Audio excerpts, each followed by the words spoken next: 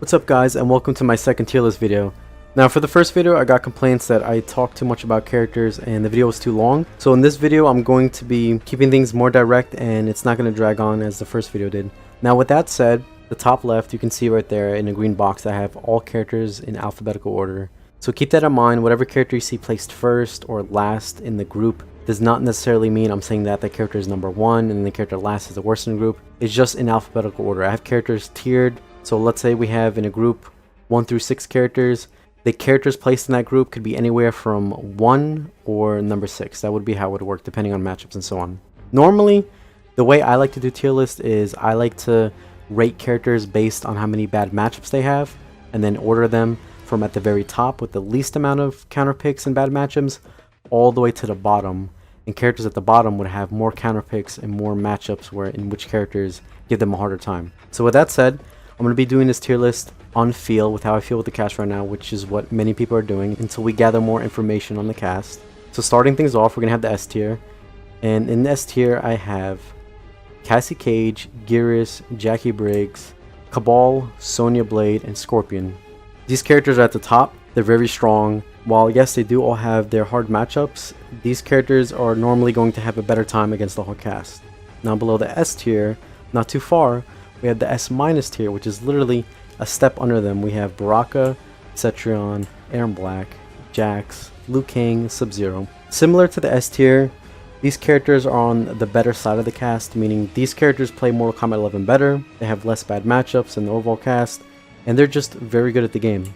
Below the S minus tier, we have the A tier, and in this tier we have Jade, Katana, the A plus tier. And we have Jade, Katana, Kung Lao, Noob Saibot, Raiden, and Scarlet. These characters are all strong. They're great selective picks for certain top tier characters where they do good against. And below the A plus, we have finally the last tier, the A tier.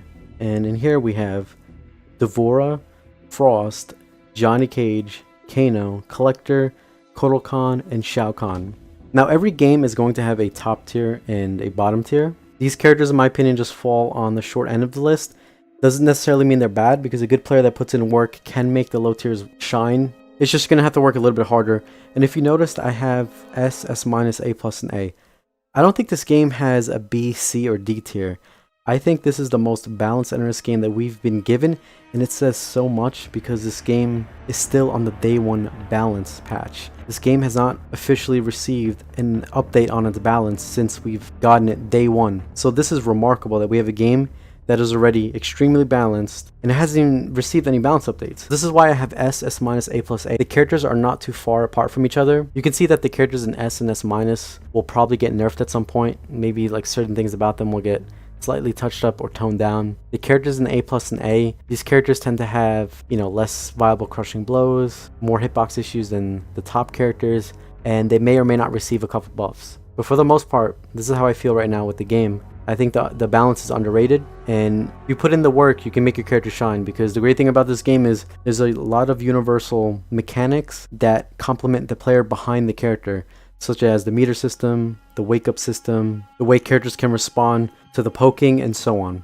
Let me know what you guys think about this tier list. I will be doing another update on this once we get the first balance patch for the game. But until then, thank you guys for watching.